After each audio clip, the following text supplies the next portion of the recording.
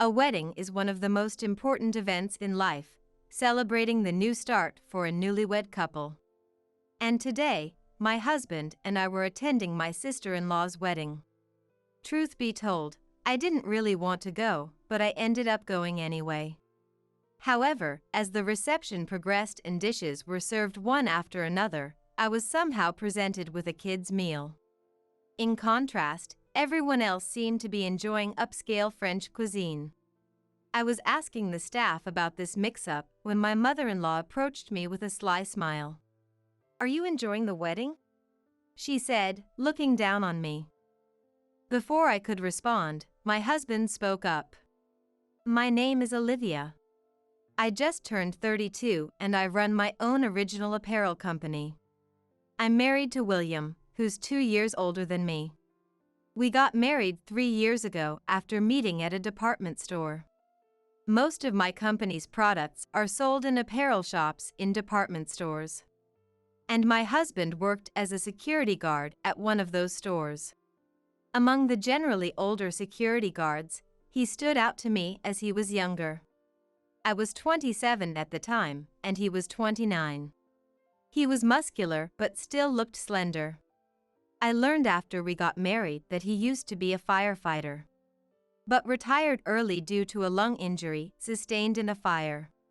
We met every time I went to pitch my products at the employee entrance, and he eventually asked me out to dinner.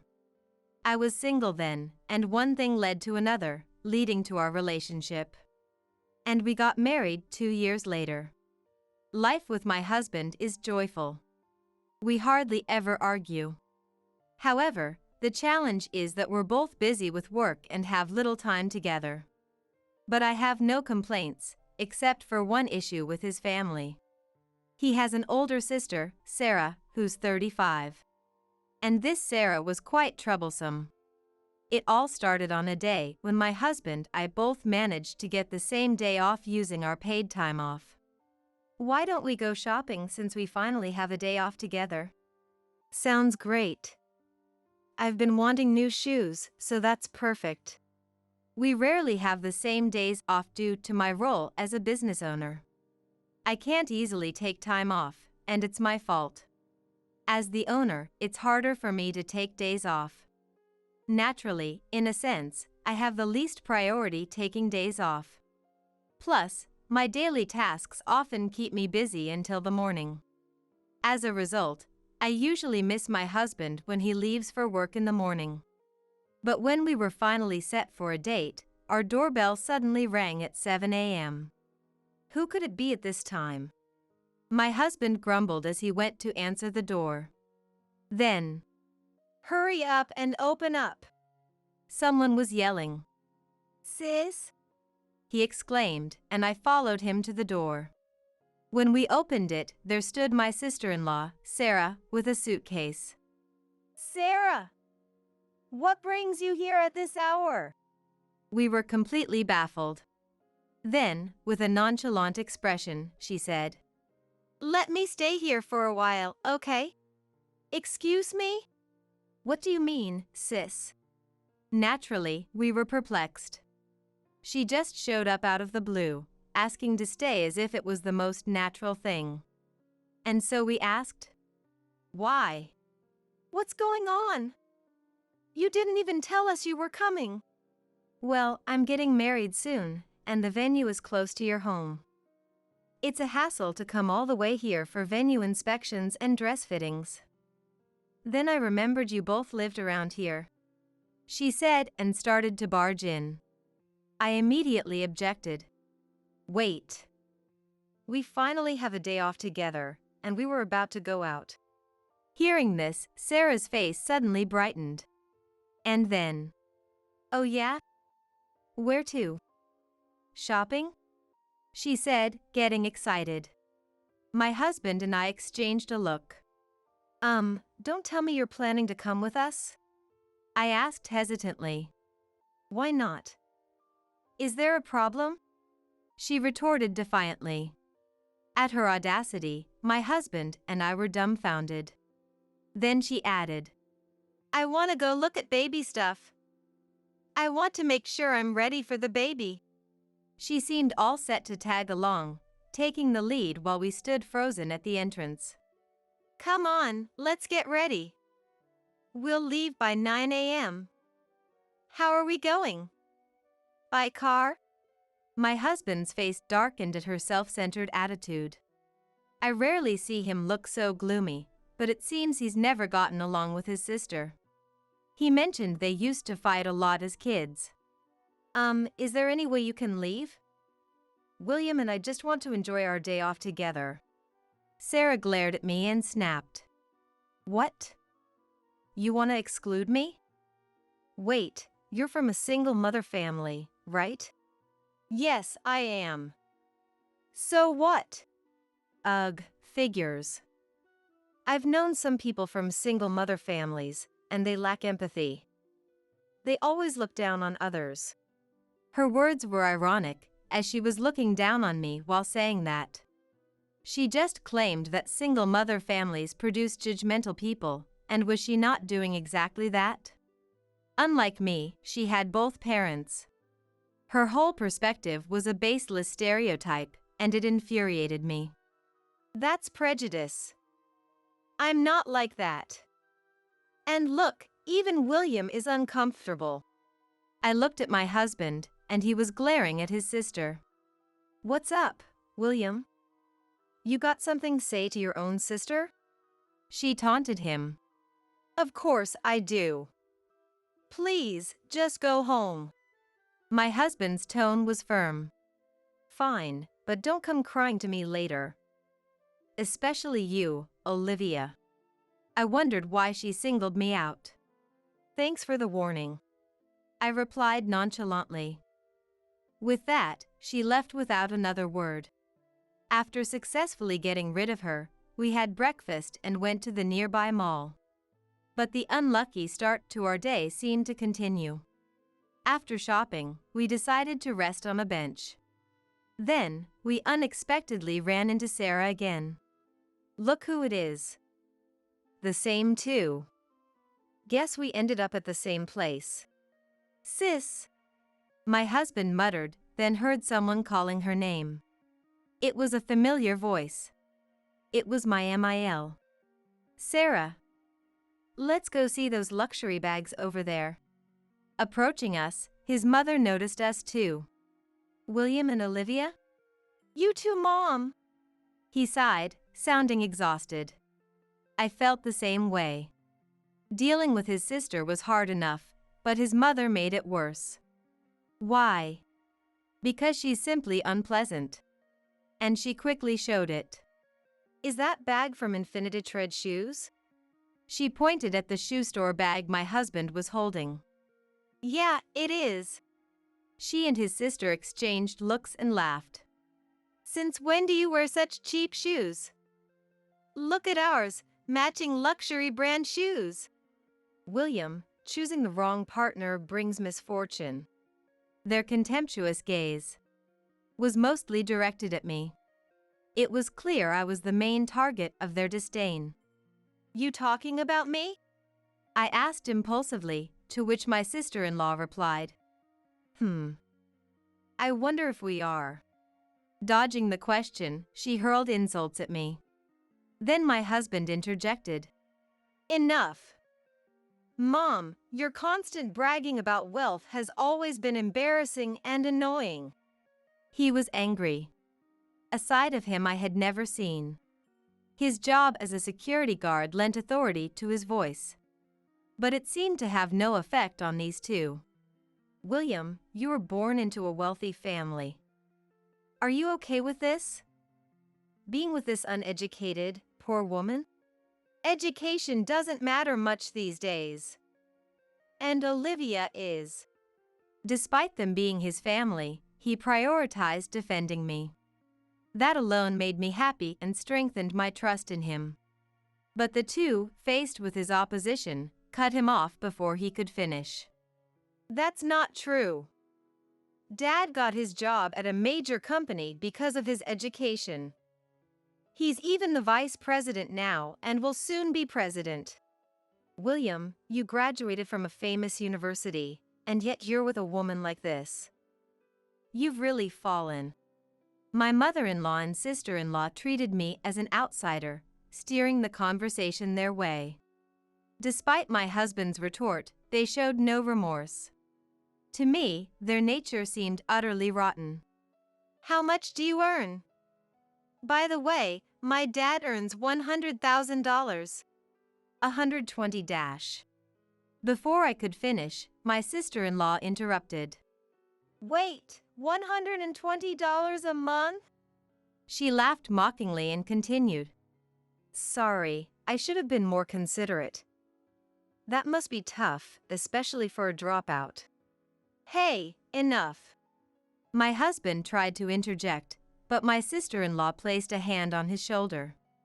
And then, well, good luck, Sarah said. My husband was visibly angry. I felt a surge of hatred inside me. But these two seemed oblivious to our feelings, continuing the conversation at their own pace. Oh, you both better attend the wedding. Mom's preparing a grand event. Yes. We're sparing no expense for our darling daughter's wedding. You are coming, right, Olivia? The pressure from my mother-in-law felt like I couldn't say no. My husband, being family, would obviously attend. I guess it's okay if he's there. Reluctantly, I agreed to go. If my husband weren't there, I would never attend such a wedding. The day of my sister-in-law's wedding arrived. I finished my piled-up work, and even got a new dress with my husband for the occasion. Arriving at the venue, it was clear my mother-in-law wasn't exaggerating. The luxury hotel, the huge ballroom, decorations, and the size of the wedding cake all spoke of extravagance. You both made it. My mother-in-law approached us upon arrival. Not that I wanted to make it. This was probably my husband's true feelings, showing an uncharacteristic weary expression to his mother. This wedding cost $100,000.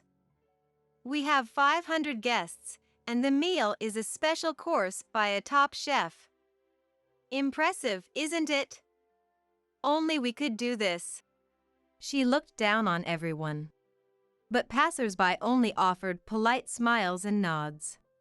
I was appalled by her need to flaunt her status. Why didn't you spend this much on our wedding? My husband's words reflected our reality. Our wedding was modest, costing $20,000. Therefore, it was a simple wedding with only relatives and a few friends invited, but I was still happy with it. I was content, but in terms of treatment, it was indeed unfair. After all, my husband is her blood-related son. What are you saying? Sarah's fiancé Alex will soon work directly under Dad. Directly? Of course, when Dad becomes president. He'll be groomed to be a key player in the company. It's only natural we welcome him appropriately. Saying this, my mother-in-law laughed proudly. While we were talking, my father-in-law joined us. Emily, it's almost time for Sarah and Alex to make their appearance. Aren't you going to take pictures in the front row? It felt like he was putting an end to our conversation, but it seemed he too was at odds with us. After speaking to my mother-in-law, he turned to us and said, "It's been a while, Olivia. You should feel honored just to be invited to such a lavish wedding. You'll probably never experience anything like this again in your life." Unlike my mother-in-law, he spoke calmly. But his words were laced with condescension. My husband couldn't help but retort. "Why do you have to say it like that, Dad?" My father-in-law replied with a cold expression. "Don't get me wrong. I never approved of your marriage. Remember the conditions I set?" My husband glanced at me briefly before looking away. What? I had never heard what was about to be revealed. The fact that our marriage was never approved by him was new to me. Turning away from me, my husband spoke weakly. Graduate from a famous university. Earn over $100,000 a year. That's right. You remember well. And Olivia? Turning his gaze briefly to me and then back to my husband, he continued. Olivia did drop out, but it doesn't matter. She's making money. Before my husband could finish, my mother-in-law interrupted him, shouting, Daniel! Look, Sarah has finished changing into her second dress. She shouted loudly towards us. If it weren't for the fact that this was her daughter's wedding, such behavior would surely have warranted complaints for being disruptive. Others glanced at her, forcing smiles. Called by my mother-in-law, my father-in-law said, We'll talk about this later. And left the scene. My husband murmured, Olivia is much more amazing than you think, Dad. As he watched his father leave.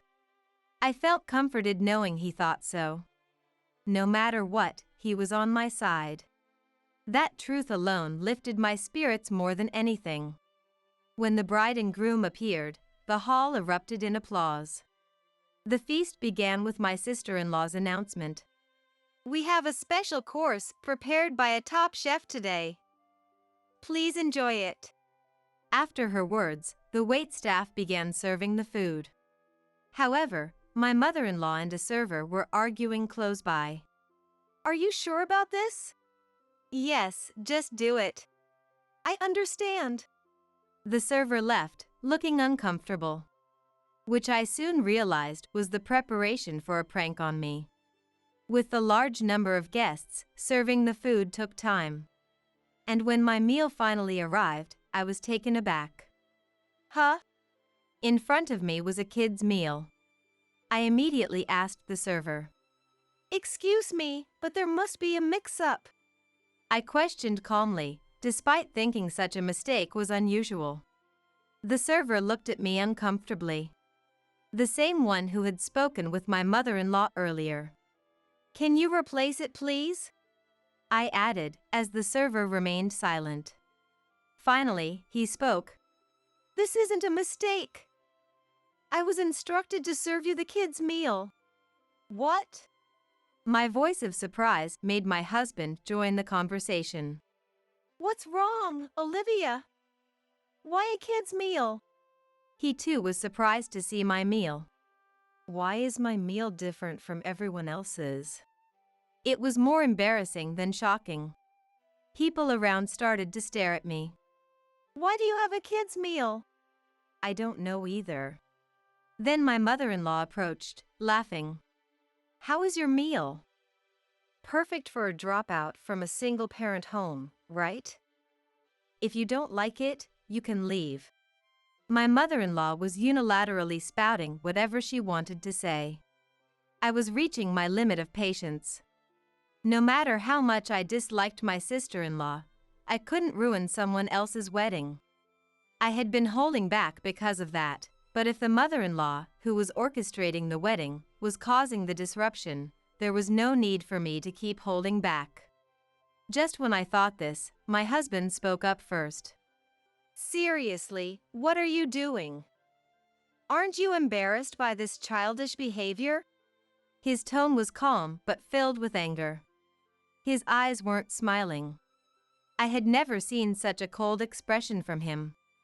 As if he was looking down on an inferior creature. What? Childish? What are you talking about? My mother-in-law feigned ignorance. But my husband didn't let her get away with it. This. Everything. Why serve a kid's menu to an adult? It's obvious Olivia wouldn't order such a thing. Then my mother-in-law retorted, her face turning red. Marrying a poor woman and you dare to talk back to us. You've become a mere commoner since you married her, away from our elite path. What a terrible way to speak. Though the notion that wealthier people are superior exists everywhere, my mother-in-law seemed to exceed that by far. I interrupted their conversation and spoke coldly to my mother-in-law. True, I dropped out. That's because my parents passed away before I could finish middle school. But now, I'm the president of a company. President? I bet it's nothing significant. My mother-in-law's momentum was unrelenting. Seeing this, I sighed. I didn't want to do this because it's so childish. I muttered meaningfully, prompting a curious look from my mother-in-law. What exactly do you do? She spoke arrogantly, thinking she was in a superior position. It was disgusting to see such an attitude. Daniel's company is Solar Burst Innovations, right? Yes, that's right. And he'll be the next president. Is that so? By the way, the current president, Morgan, is a major client of my company. The socks distributed in your company every month are commissioned directly to my company by Morgan himself. What? My mother-in-law was momentarily lost for words. The socks I mentioned, developed by my company, were exceptional for their comfort even after long hours of wear. Originally, the technology was used for t-shirts but was expanded to all clothing types. Everything Morgan wore was from our company. I was the one who suggested him to try our socks for his entire company. Then he told me that he would provide our socks to his employees. Since then, our relationship with him has been close, professionally. As mentioned, everything he wore was made by our company. That means even if you boast about your husband becoming the next president, if I report to Morgan about you, that might just remain a dream. As I said this, my mother-in-law's face turned pale as if her fever had broken. You know him, the president of my husband's company? Did you know? Morgan didn't go to high school either. What? He's one of those uneducated people you despise. Shall I convey your words about the importance of education to him, exactly as you said them to me? When I said that, my mother-in-law pleaded. Please, no. Don't do that. Her demeanor completely weakened. People like her crumble easily when they realize their power is threatened. As my father-in-law rushed over, I repeated the same to him. Daniel, I'll advise Morgan not to make you the president. Please, don't do that. If that happens, does your pride not allow it? My onslaught was relentless. I was surprisingly calm while confronting both of them. As I stood up to my in-laws, the surrounding crowd became noisy. Of course they did. Trouble had started just as the meal began, and only our table's progress had stopped. Sensing the commotion, my sister-in-law approached our table. What's all this fuss about? Unaware of the situation, I bluntly told her. Sarah, by the way, I make over $120,000 a year. My business is stable, thanks to that. I didn't tell you the other day because you interrupted our conversation. Upon hearing this, my sister-in-law's face contorted. She stood frozen, gripping the hem of her dress. After I fought back, the entire in-law family looked as if their souls had been sucked out in an instant. So, everything we've been doing to you is… Yes, just harassment towards me. And self-destructive acts that undermine Daniel's position. As I declared this, my mother-in-law suddenly changed her attitude and knelt on the floor. She clasped her hands together. I'm sorry. Please, I beg you, forgive me. Seeing her, I wondered if she had any pride left at all. Her readiness to get on the floor so easily seemed almost refreshing. But it still wasn't a reason for me to forgive them. No, I won't. You've judged and insulted people based on their appearances. You should face the consequences. Please! We've almost used up our savings for this wedding. If I don't become president and get a higher salary, we'll struggle financially. My father-in-law got on the floor, following my mother-in-law's example. My sister-in-law watched with a powerless expression, and then asked weakly, Dad, you're out of money? Yes. I used all I had for this wedding as a gift to you too. What about our honeymoon funds? Alex's promotion? Her voice trembled. But she was only lamenting her worsened position, disliking being brought down from her pedestal. It was all about her own convenience. She wasn't trying to solve anything by herself, always depending on others. Wait, you boasted about being wealthy and were planning to go on your honeymoon using your parents' money? How shameful. What did you say? My sister-in-law retorted, but she had nothing more to say. To all three of them, I declared, real wealthy people and celebrities don't brag about themselves. In other words, you're all just fakes. Know your place. Oh. My harsh words completely disheartened them, and my husband murmured his admiration. After that, of course, the wedding was no longer feasible. And we suddenly had free time. We left the pitiful wedding venue of my sister-in-law. Later, I explained everything to Morgan. Got it. So, it wouldn't be fun for you if Daniel became president, right? To be frank, yes. Don't worry. I won't forgive Daniel for insulting you, nor will I make him president. Maybe I should transfer him to an overseas branch. Morgan laughed as he said this. A week later, my father-in-law rushed to us. Please! Convince Morgan to cancel the overseas transfer. His face was filled with desperation. Apparently, Morgan was seriously working to transfer my father-in-law to another branch. When I heard it was Brazil, a half-day flight away, I almost burst into laughter. In the end, Morgan didn't cancel the request, and my father-in-law, unable to go to Brazil, seemed to have resigned from the company. Additionally, there was a big commotion involving my sister-in-law's fiancé due to recent events. First, the wedding turned into a complete mess. Then, the promised position at my father-in-law's company fell through when he resigned. My sister-in-law's fiancé originally worked in Italy. He moved to America for the wedding, only to be caught up in this absurd drama. In the end, my sister-in-law's marriage was called off, and she was in great shock that she ended up in the hospital. My mother-in-law, affected by the downfall of my father-in-law and the mental breakdown of my sister-in-law, lost all her hair and now looks like an old woman, as my husband said. The lives of these three people who freely insulted others lost their shine in an instant. Like a diamond that turns out to be just a lump of carbon, the wealthy life of my in-laws was nothing but a facade of pretense. Life can hinge on a single event, influencing the future. This applies equally to both good and bad events. This was indeed such an occasion, I believe. As for me, I'm using my savings to prepare for building my dream home with my husband. While my in-laws' lives were becoming more difficult, my business was generating more and more profits. Moreover, perhaps due to things settling down, I had become pregnant. With financial stability and a growing family, we must seem like celebrities to my current in-laws.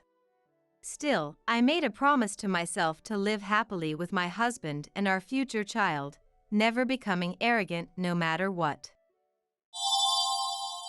It was one of those days when the overcast sky seemed to reflect my unsettled heart. I received a call from the police on my mobile phone. Yes, this is Mia. What? The news was grim. My husband Richard had been in a traffic accident and was rushed to the hospital, unconscious.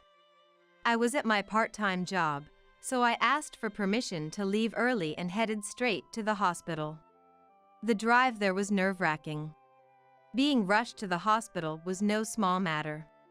My hands trembled uncontrollably, and I could feel my heart pounding louder and louder. Upon arrival, a relatively young-looking doctor briefed me. He said Richard's life wasn't in danger, but he had suffered a severe head injury and there might be lasting effects. A few minutes later, my daughter-in-law Lily and grandson Paul arrived. Lily was carrying a traveling bag in one hand and holding Paul's hand with the other. However, once in the hospital room, Paul unusually started to fuss. "Mom, I'm thirsty." "What?" But I don't have any drinks with me. Then buy me something. As Lily went to buy a drink, Paul slowly pulled an envelope out of his pocket. Grandpa gave me a letter to read. He said to read it in secret. For me? I opened it curiously to find a folded piece of stationery. Reading the words written in Richard's handwriting, I couldn't understand its meaning. However, it was clear he was trying to communicate something. Clutching onto a sliver of hope, I instinctively reached for Richard's wallet. I had to check its contents before Lily returned, my hands almost slipping in haste.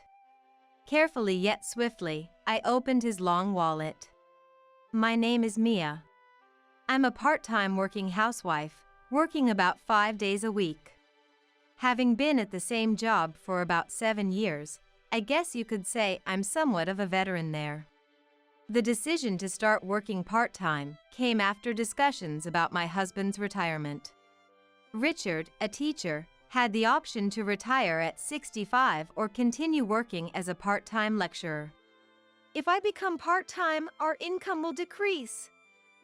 We need to think about our retirement. Right. We should try to save a bit more.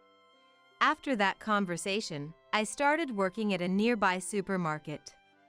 By then, our son Christopher had already found a job, leaving just the two of us at home. After graduating, Christopher immediately began working for a company and started living alone in an apartment near the downtown area. I worried about whether he was doing all right, but he was already a responsible adult.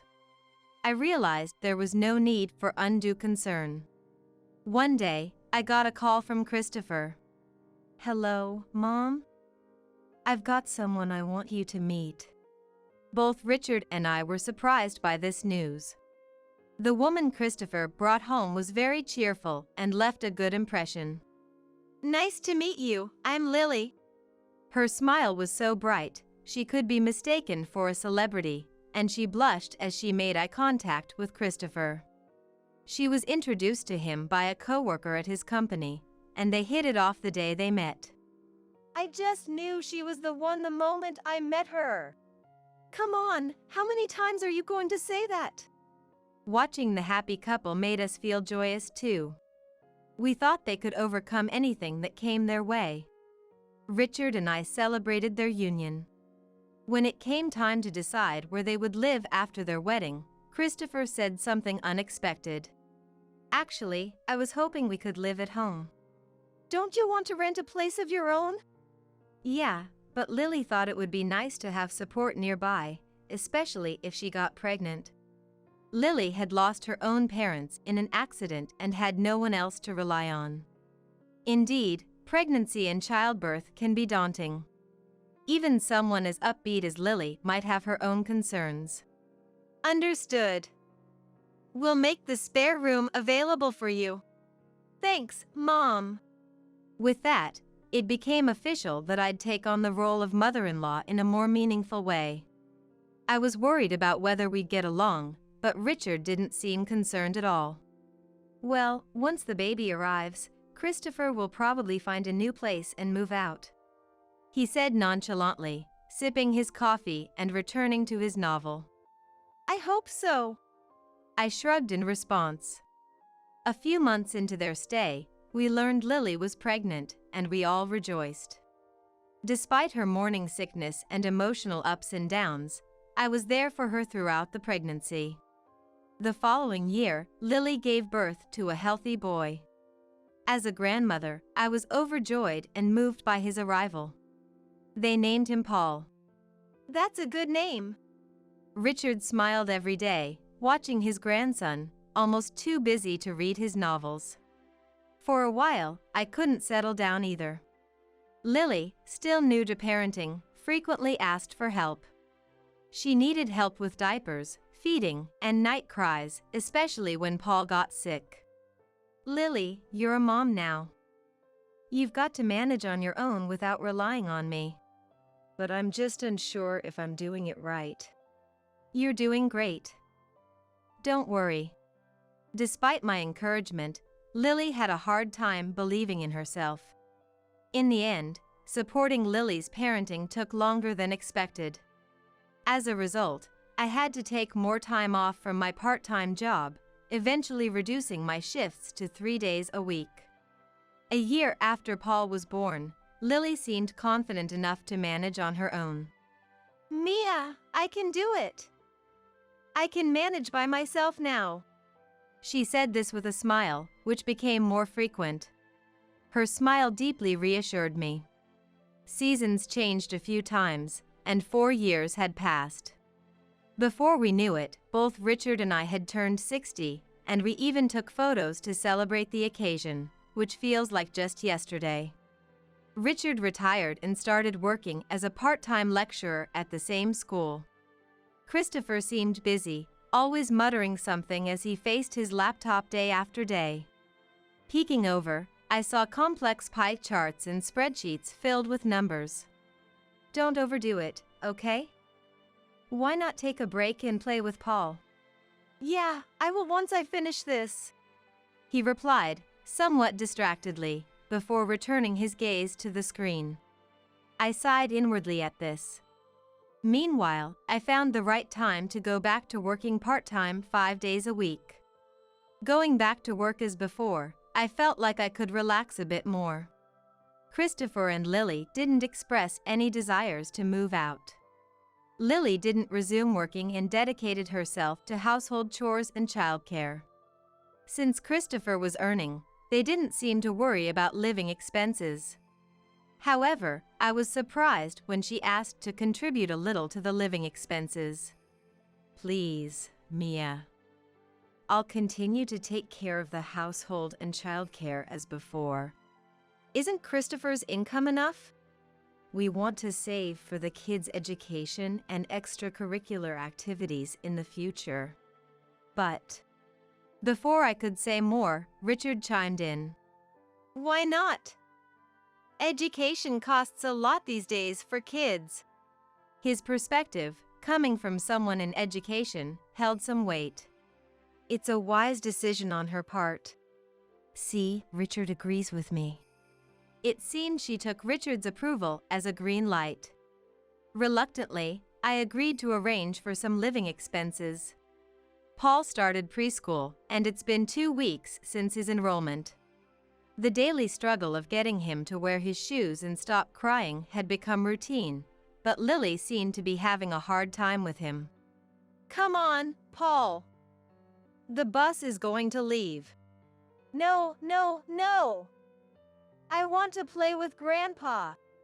"Grandpa has work today. He's not at home."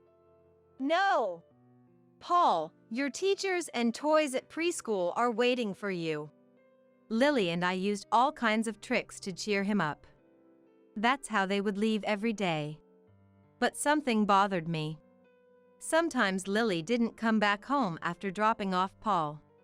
The walk to the bus stop was only about 5 minutes, not far at all. Worried she might have gotten into trouble, I tried calling her, but there were times when my calls went unanswered. On such days, she would return home with Paul as if nothing happened, right on time. "Hey, where did you go during the day, Lily?" When I asked, she hesitated slightly before responding. "Oh, just running errands, shopping for household items, clothes, you know." "Seems like you were gone for quite some time though." "Just taking a little break." "Mom, let her have her breaks." Christopher intervened, perhaps feeling sorry for her. Indeed, a little break is necessary for someone balancing household and childcare duties. Right. I'm sorry for sounding accusing. No one thought to distrust her for taking time off during the day. In fact, it was recognized as something she needed. However, my concerns about her weren't limited to just that. One evening, as I was relaxing in the living room, Lily came over to me. "Mia, I have a favor to ask." "What is it?" "You seem very formal." "I was wondering if we could increase the living expenses a bit more." I couldn't believe my ears. "Is the current amount not enough?" "Well, you know, With Paul going to preschool and me making friends with other moms, I get invited to lunch. Lily answered, visibly flustered. Can't you manage those outings with the money you already have? With prices going up and they disappear just buying Paul's diapers. Indeed, I had noticed the rising costs lately. I reluctantly agreed to increase the living expenses slightly. But that wasn't the end of the money requests.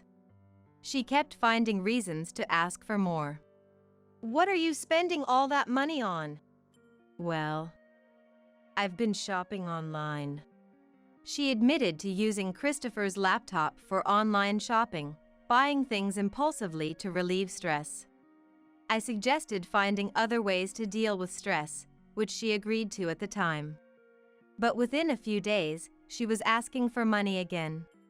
This cycle repeated, and I grew tired of it. Lily, you need to think more carefully about how you're using money. That's not it. Then maybe you should consider taking up a part-time job. We can't keep this up. After I said this, Lily left the room with a sad, resigned look. After that day, the persistent requests for more living expenses stopped. Instead, I noticed something strange about Richard. He stopped reading his books and spent time in his room on the computer, doing something he wouldn't talk about. It's just school stuff. I'd rather not have it seen. So, how about we go out somewhere this weekend? I've got plans this weekend, sorry. He would then retreat to his room. This behavior was new. He never used to bring work home before. Lately, he also seemed distant from Lily, avoiding her in the house. But then again, I've also caught them whispering in the hallway. Something's definitely off. Feeling uneasy, I discreetly hired a detective to investigate Richard. I hoped there was nothing wrong under our roof. After a few anxious days, fortunately, the investigation revealed nothing suspicious. There was nothing suspicious about them. Whatever I was feeling, it seemed unfounded. Was it all in my head? With these thoughts, I continued my routine, going to the part-time job and back home.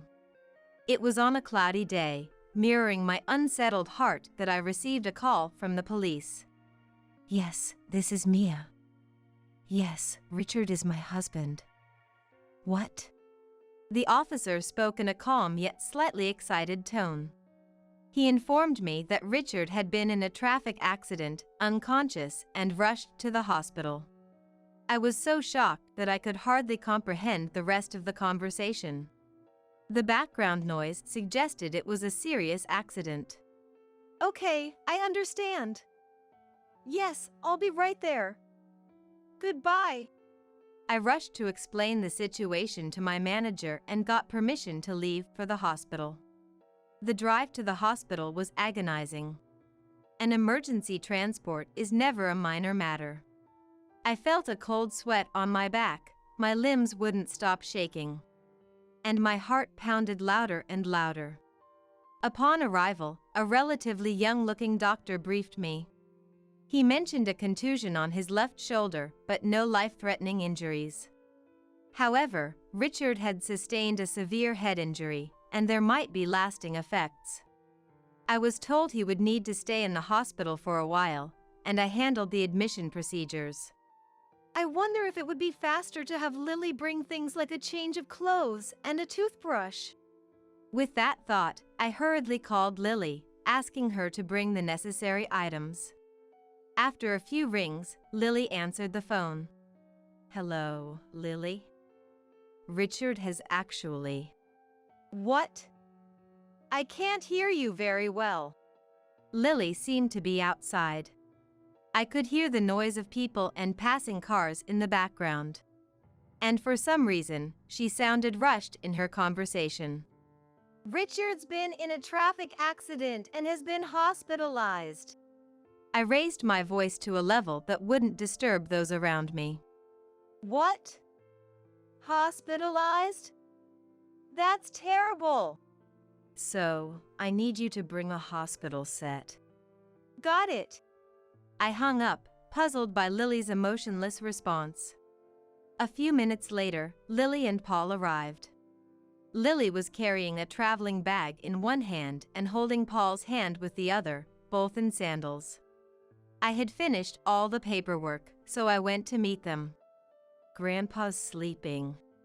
Tell him to get well soon." "Get well!" Paul twirled his finger and said so in his lisping voice. I watched, hoping Richard could hear him. Then, unexpectedly, Paul said, "Mom, I'm thirsty." "What?" "But I didn't bring any drinks with me."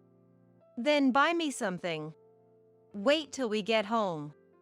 But, unusually, Paul started fussing about being thirsty. All right. Stay here with Grandma."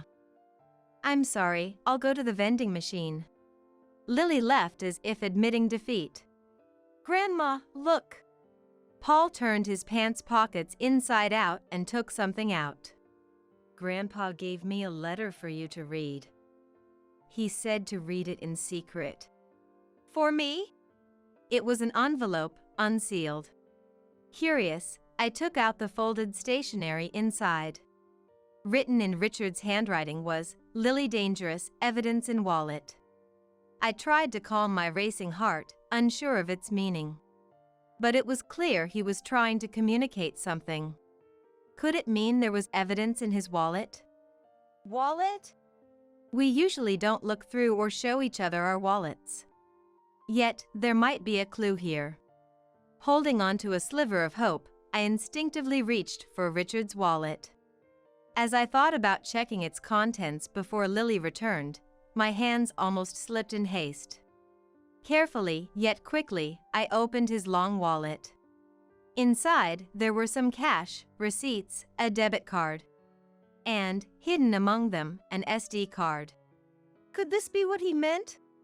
I picked up the SD card between my thumb and forefinger, lifting it to eye level. Just then, I heard Lily's footsteps returning. I quickly stashed the SD card in my jacket pocket and put Richard's wallet back. "Is this okay?" "I don't want it anymore." "What?" "But..." "Never mind that, let's go home. Christopher will be back soon." While soothing a disappointed Lily, we left the hospital room. That night, when the whole family was asleep, I turned on Richard's computer. I inserted the SD card to see what was on it. What could it be? Photos, videos, and some Word documents appeared on the screen. Photos? Videos? Richard wasn't the type to carry a camera or shoot videos. So, having photos and videos stored like this was unusual. Without hesitation, I clicked on them. To my shock, they were evidence of Lily's affair. I gasped and covered my mouth. Then, I opened the Word documents. I thought they might be Richard's diary, but they were different. They were Richard's own investigation into the affair, written like a diary. What on earth? I read through the documents, forgetting about the time. But I knew this needed to be resolved quickly. Later, I called Christopher and told him we needed to talk about Lily. "What's up, Mom? What about Lily?" He sat at the living room table, looking puzzled. I showed him the evidence Richard had given me and explained everything. Christopher was shocked and immediately called Lily. She came, looking sleepy after putting Paul to bed. "Lily, don't you have something to say to Christopher and me?" "What?" I laid out the photos and printed copies of Richard's diary on the table. "This is the evidence. You've been having an affair, haven't you?" The photos showed Lily intimately walking and chatting with a man who wasn't Christopher. "What is this?" "Pretending won't help. These photos were taken by a detective Richard hired."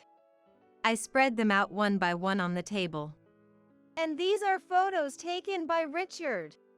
They were from a day when he unusually said he had errands and didn't go out with me. That day, Richard had been following Lily. "I know who the other man is too." Richard figured it out. No way. The delivery guy who comes here often. You were doing all that online shopping just to see him. What a surprise. It's not what it looks like, Christopher, listen. It's not like that. Lily's voice trembled. Under the living room light, her face turned pale, desperately denying the affair. I've been perfect with the housework and childcare. I wouldn't do something like that. But I didn't believe her words. With all the evidence laid out, she was still trying to hide the truth. Lily, where were you when Richard had the accident? I was out shopping. Is that all? What are you implying? I'm starting to think you might have caused Richard's accident. She paused for a moment, but then spoke up. On what basis would you say that? I've read Richard's diary. You were confronted by Richard about the affair, weren't you? What? And at that time, you admitted to it.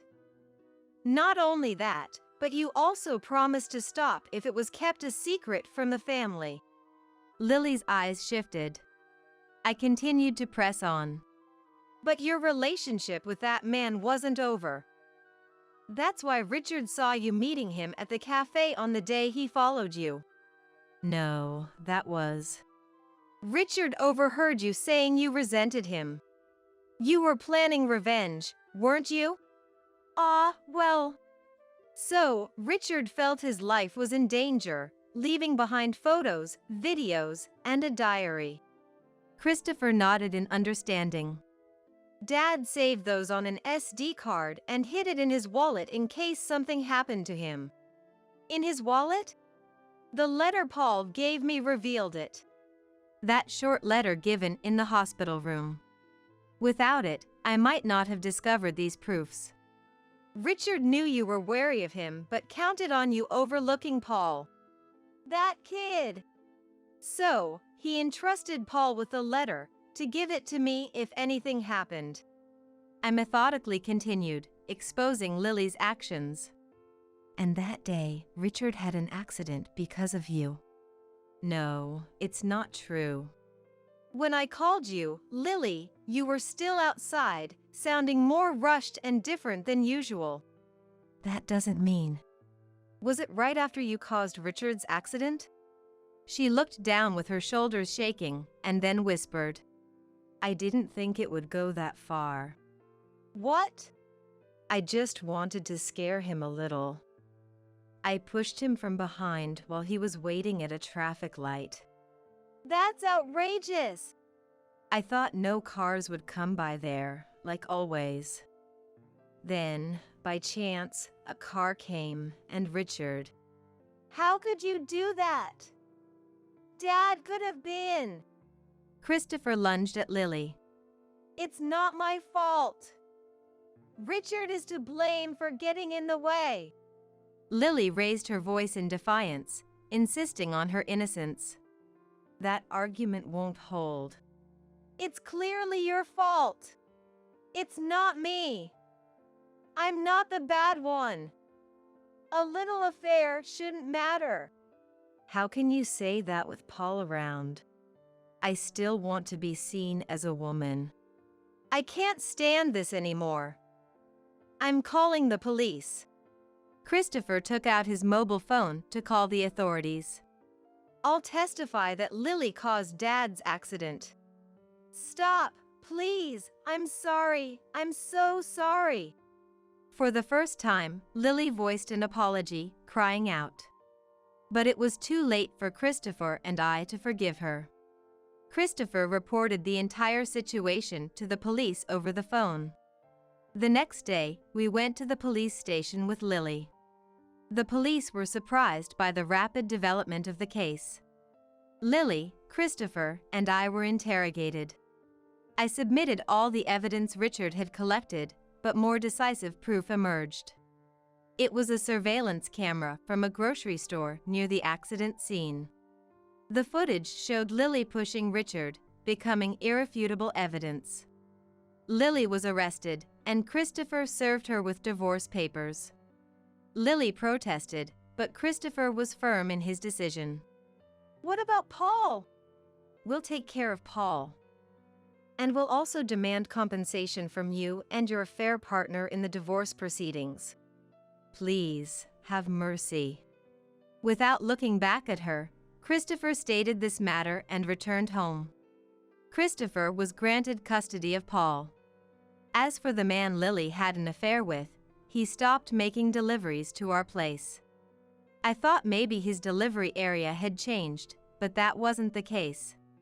According to his successor, the previous delivery man had suddenly quit his job. Perhaps he left because he wanted nothing more to do with Lily. But he did that to himself.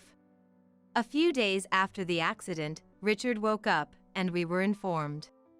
On my day off from part-time work, I visited Richard. Despite the visible cuts and bruises, he smiled when he saw me. My left shoulder still hurts. What about any lasting effects? They did tests, and it seems there are no lasting effects. But I'll need rehabilitation. I'm so relieved. It's a miracle. You're exaggerating. After being discharged, Richard heard about Lily from me and Christopher and was disheartened. So it came to that. I'm sorry for keeping it from you guys. He apologized to us. Since then, Richard became somewhat withdrawn. He praised and doted on Paul, who had kept his promise, but otherwise seemed distracted. He probably felt guilty for driving Lily to desperation. It's unfair, he did nothing wrong. However, his former students reached out to him. They would stop by our house after school to chat with Richard and then leave. It was clear how much they admired him, even without any upcoming exams. This support must have been a great comfort to him. Gradually, Richard regained his energy and returned to teaching. While I continued my part-time job, Christopher and I took Paul to preschool. With a school play coming up, we planned to attend as a whole family. I wish for nothing but health and happiness for our family.